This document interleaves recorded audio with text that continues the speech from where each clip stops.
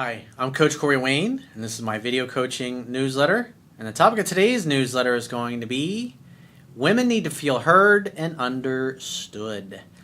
Well, I've got an email today from a woman, and she writes in because the guy she's been dating for about 2 months, they've been exclusive, and I think they've been together about 4 months total. Apparently, he's real big into my work, follows my videos, and seems to apply a lot of the things that I teach. But there are some sticking points, and at times he doesn't make her feel heard and understood. He seems to lack empathy and often comes off as a cold fish. Now, both of them are in therapy because they're each working on their own issues, which I think is great. Therapists and psychologists and counselors, they can be really amazing if you have those kinds of things that they can help you with. And obviously, because I coach people all over the world, so depending on where you are, you call them a therapist, you call them a psychologist, a psychiatrist, a counselor, a therapist, there's marriage therapists. Again, it depends on the country that you live in and what form they are. But they can be definitely beneficial if you get a really good one. And I coach a lot of therapists and psychologists and counselors all over the world. And I think it's great that they can take the stuff that I teach regarding life coaching and incorporate that into their therapy and their mental health practice. So I have a quote that I wrote in this topic, and then we're going to go through her email because she's basically wants to know, what can I do to get through to him and explain to him so he can understand what I need to feel loved and supported, heard and understood. And as I've said before, when a woman feels heard and understood, the legs open. And when she doesn't, the legs close. So let's go through the quote. The quote says, men tend to naturally use logic and reason as their baseline form of communication. Women tend to naturally use emotions, relational stories, examples, feelings, and sharing as their baseline form of communication. The average woman typically says about 8,000 words per day, whereas the average man says about 2,000 words per day.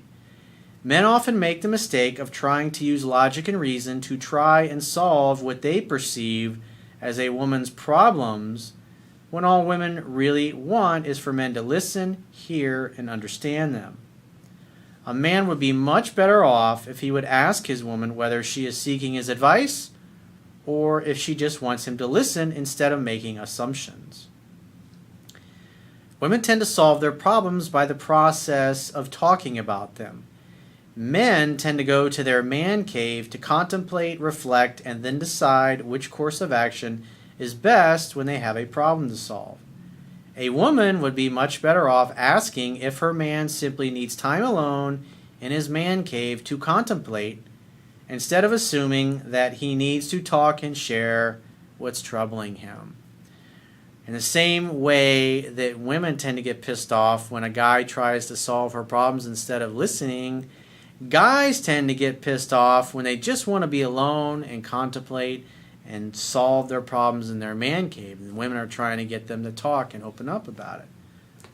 And if men and women understood the differences in how they each communicate, they'd be better able to communicate in each other's language and be able to get through, to come to a meeting of the minds, if you will. So let's go through her email. She says, "Hi, Coach Wayne. I hope you can help my boyfriend of 2 months and myself. I'm 35 and he is 44. We met through a dating site and were kind of friends with benefits a couple of months before we officially started going out." Notice what she says next. "I was not attracted to him initially, but found him smart and interesting with lots in common, and I believe this is what helped us grow close with no pressure." Well, it definitely sounds like he focused on creating a fun-filled romantic opportunity for sex to happen. And the relationship became your idea over time. Because remember, in the beginning, she's like, I really wasn't that attracted to him. In other words, on a scale of 1 to 10, he was about a 5. attractiveness wise. In other words, she probably looked at him and was like, he's okay. I guess he's kind of cute. Yeah, I guess I go out with him. And went from that to let's be in a relationship. That's why you can't rush this stuff. It's like so many guys start dating a woman and they're thinking marriage, commitment on the first date. And you have situations like this where women are like, let's just see what happens. And over time, because they take measured steps, setting one date per week, it's a scientific fact that women are more attracted to men whose feelings are unclear. The feelings grow on their own just by simply one date per week, and it escalates once the woman starts reaching out. And then the guy just sets dates from that point forward. It makes it so easy. And you can see she felt no pressure to be in a relationship. They casually dated for about 2 months, hanging out, having fun, and hooking up. And it went from a casual friends with benefits kind of, because that's how all relationships start. They start as a casual affair. And it sounds like he did everything right in the beginning. And she decided to make it official. He had been following the advice of your coaching videos and made it clear he liked me without chasing me. So however much I tried to friend zone him, in time I started to fall for him with a big exclamation point. I'm shocked. Shocked, I tell you. How many times you heard me say in videos, you can set your fucking watch to it, dude. Here's a woman confirming the thing, another woman confirming the things that I teach.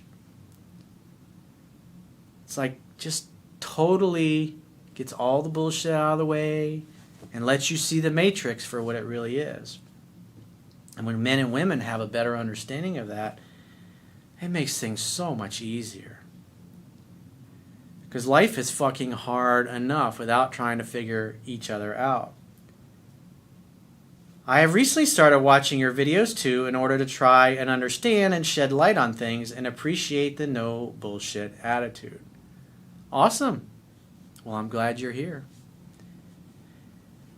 She says it all started getting tempestuous not long after we properly got together. Interesting. What do you think changed? People started caring more. So what happened? What does that tell me right there off the bat? That sentence. When you really started to care, you had expectations, they weren't getting met, and that upset you. And therefore you wanted reality to be different than it is, so therefore you suffered. That is right out of Buddhism and Zen. When we don't accept reality as it is, we suffer. That's like being pissed off that the moon rotates around the earth. Or that the sun or the earth rotates around the sun. Getting pissed off about that? What can you do?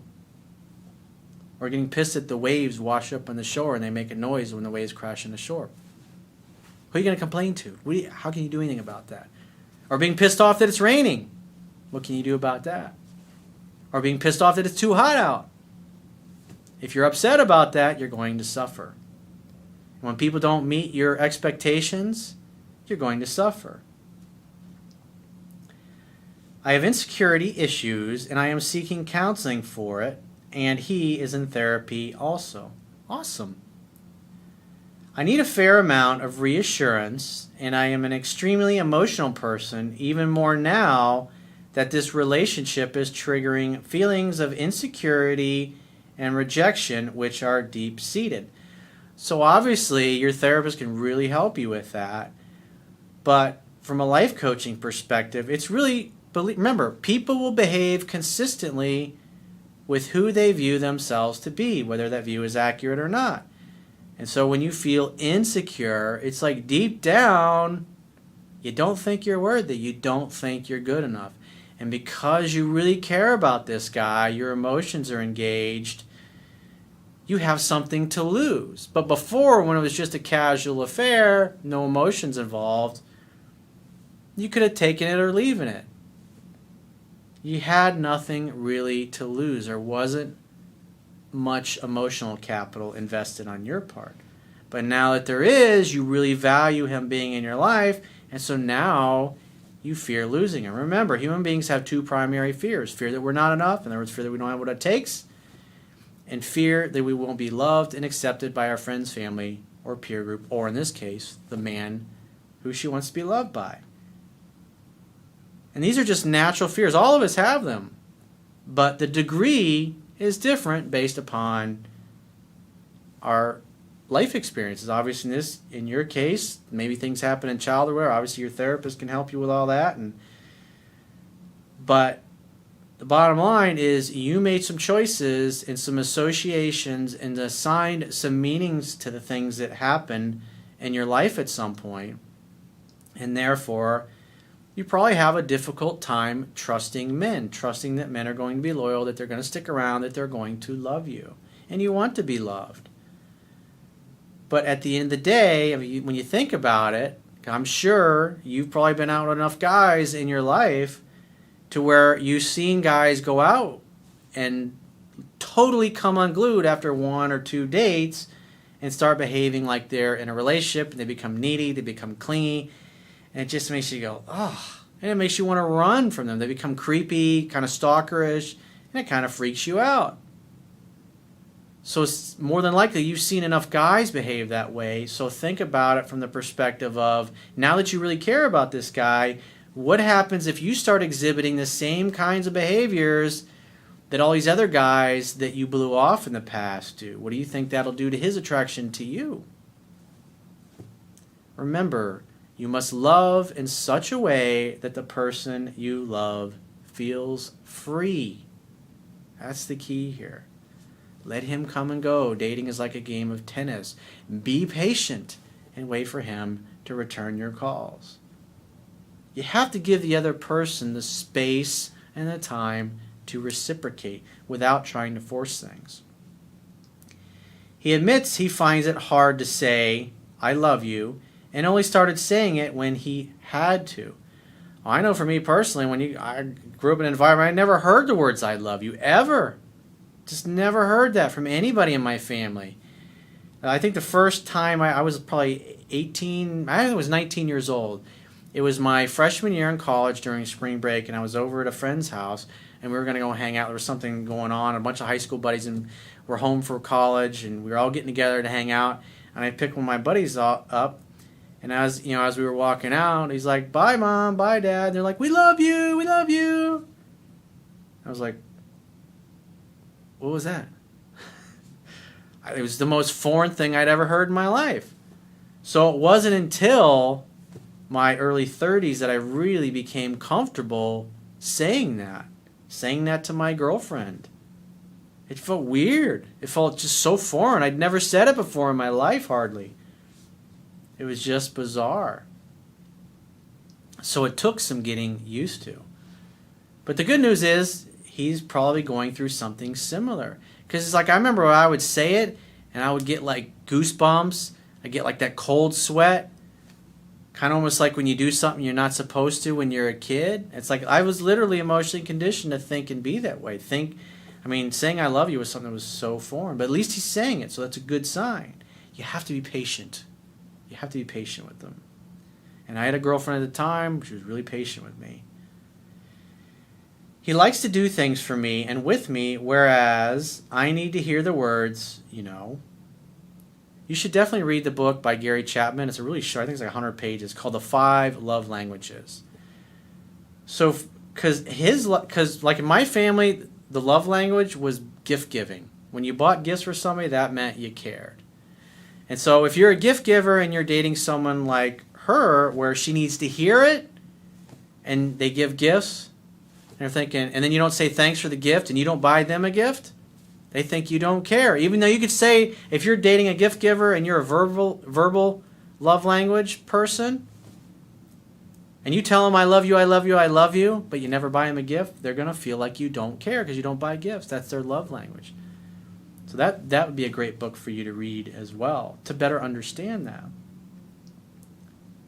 So it's important you say, you know what, my love language is just verbal I love yous, and I would really appreciate it. It would really mean a lot. And I know your language is gift giving or whatever, or maybe it's affection or whatever it happens to be. And I appreciate that, and I love you for that. But I really need to hear I love you. It's just my love language. It's just, it's just like breathing to me. I gotta have it. Gotta have it. It's like chocolate. I gotta have it. He is softening slightly and saying nice things more spontaneously without prompting. Just be sweet about it. Don't ever be a fucking bitch about it, but be sweet and thank him for it. Say thank you so much for that. He also has trouble with affection due to a troubled childhood. That was definitely something I struggled with as well when I was younger. But like what really changed me was the girlfriend that I had when I was in my early 30s, who had a little daughter. She was like, I was like the jungle gym, man. It's like I'd sit down somewhere and she's fucking sitting in my lap, wanting to talk. Where we went somewhere, she wanted to hold hands. When her mother and I would walk, she'd want to be in between both of us, holding her hands so we could swing her back and forth like a swing set. And it's like when you have this little monkey that just wants to be held and wants to hug you and say I love you all the time and sit in your lap and cuddle with you. And I would wake up in the mornings when they would stay over. I'd have her mother on one side drooling all over me, and she'd be laying on top of me drooling all over me. And those are such precious memories. And when you date somebody that's got kids and the kids love you like their own parent, it's like it totally opens your heart. It totally makes your heart flower.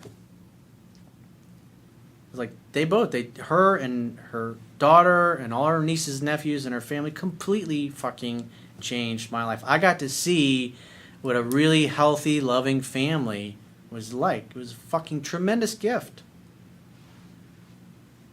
But he says he's finding it easier with me, and I'm finding him very much a cold fish some of the time, and though he says I need to tell him when I need affection and talk to him and not blow up later by text, when I do try and admit my fears or talk openly with him, he obviously finds it uncomfortable.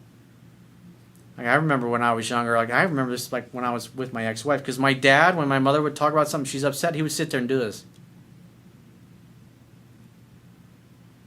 He'd just get this weird grin on his face. I remember my wife would talk about anything that was uncomfortable, I'd just go. It was almost laughing. It was just kind of like a feeling of being paralyzed. Like it's like I didn't know how to process that because I'd never learned that. I didn't see that. Those kinds of things never happened in my household or anybody in my family. So I had to learn all that stuff on my own. He trivializes my feelings, lacks empathy. Well, you should tell him, because if he pays attention to what I teach, you should definitely rewatch the video, How to Communicate with Women Effectively. You guys also should review my book together, the 10 Disciplines of Love, which is towards the back of the book. You both should definitely read that. So what does this tell me? He probably hasn't read the fucking book 10 to 15 times. That's what it tells me. So what the fuck, dude? Now I'm speaking to your boyfriend right now. Read the fucking book 10 to 15 times, dude. This is like where you really need the relationship skills that are in the back of the book. Because it sounds like you got the pickup skills and the dating skills down pretty good, but now you're into the difficult stuff. The relationship, the communication skills. And he's still got a knowledge gap. So you should say, we should study the book together. Sounds like a great date night. Studying Corey Wayne's book, a bottle of wine, or coffee and tea if you're not drinkers. And talk about the 10 Disciplines of Love. Remember, the whole purpose of all relationships is you go there to give. You're there to meet each other's needs, to help each other grow and become more. And he obviously cares, but he just needs to do a better job. So remember, when you're talking to a guy, the key is not to make him feel like a failure. You can't do anything right. You never listen to me. You're a terrible boyfriend. Don't say things like that. Honey, I would really appreciate it if you would just ask me about my feelings and say, what else, honey? Tell me more. Don't leave anything out. And maybe every couple of minutes you say, so when I did this or I said that, it really hurt your feelings and made you feel whatever happens to be. Okay, what else, baby? Tell me more. your boyfriend definitely needs to review the relationship piece in the back of the book. And if you read it, that would help you better understand it and yourself as well, and you could better explain to him what you need. But remember, when you're happy, we take credit for it and we feel successful. But when you're unhappy, we feel like a fucking failure. And when it comes to men, if a woman is constantly making us feel like a failure, and no matter what we do, we don't feel like we can do anything right, the men start to withdraw. And eventually we just give up and we're like, fuck it, I can't make her happy. No matter what I do, it's not good enough. Because all she does is try to make me feel like a fucking failure. And I've dated women that are like that. And you just can't get through to them. And it sucks. But some people are just like that. But it's good because both of you are in therapy. He's studying my work. You're now studying my work. So that tells me that both of you are open to this. And you both want to make it. You're both making a mutual effort. That is a great thing. And you should both pat yourselves on the back. Because most people, they don't have that chance. He lacks sympathy and then changes the subject. Well, tell him to quit changing the fucking subject. Until he hears, I'm so glad we talked, honey. Thank you. Thank you for listening. And he should know that because I talk about that in my book. And I also talk about it in the video that I did, How to Communicate with Women Effectively. He ain't waiting for that moment. He's like, oh, time to go. Hey, how about them Yankees?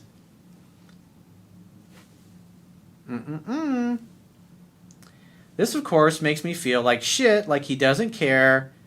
And so I shut down emotionally. Remember what I said about women feeling heard and understood, the legs open. And when they don't feel heard and understood because he's not taking the time to listen to her properly, like I teach in the book, the legs are closing and she shuts down.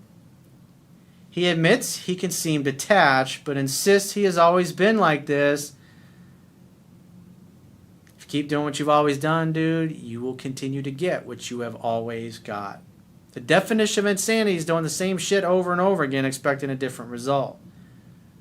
So, he's always been like this? That's not an excuse. That's a fucking weak ass fucking move. You could tell him I said that.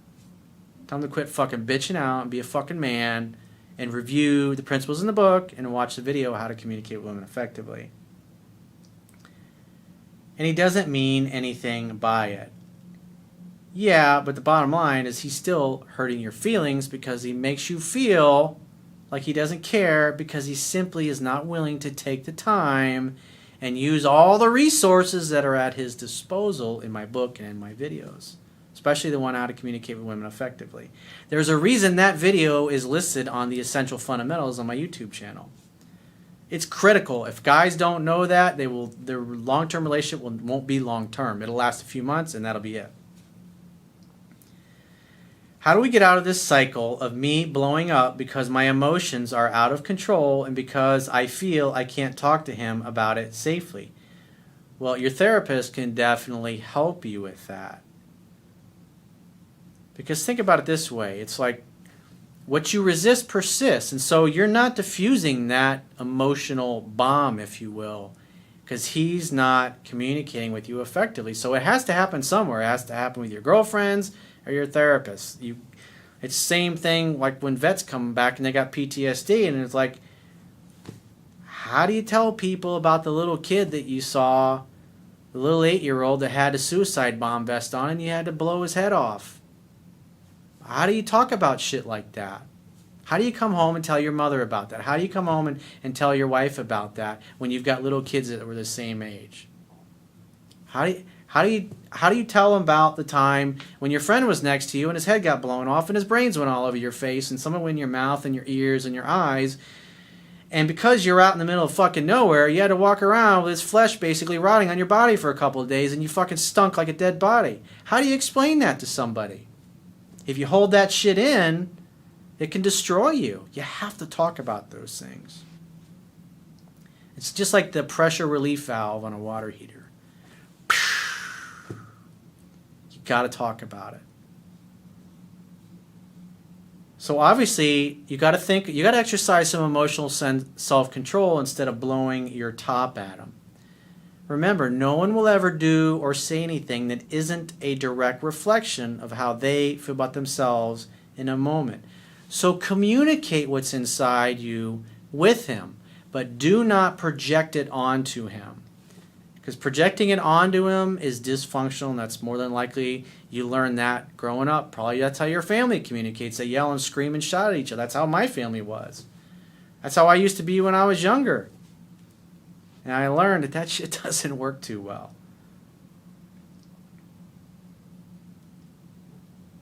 So you exercise emotional self-control and say, baby, I've got some things in me that really bother me and I'm really torn up inside, and I would really appreciate it if you could just listen and kind of take me through it and help me talk about it so I feel better. Because at the end of the day, it has nothing to do with him. It really has to do with what's inside you. But he needs to be able, as your man, he needs to be able to facilitate you talking about these things and opening up about these things. I'm extremely busy, same as him. I run a business from home, and I have my young daughter for half the week. I also have an active social life. We live 5 minutes across town from each other, but I often feel lonely with him, as if we're a million miles apart, because he rarely checks in and doesn't always respond to messages. Does he not respond to messages, or do you just become impatient because he doesn't reply in the manner that you expect? Remember, dating is like a game of tennis. So when you haven't heard from him, wait to hear from him. Let him hit the ball back over. And as far as checking in, say, you know what?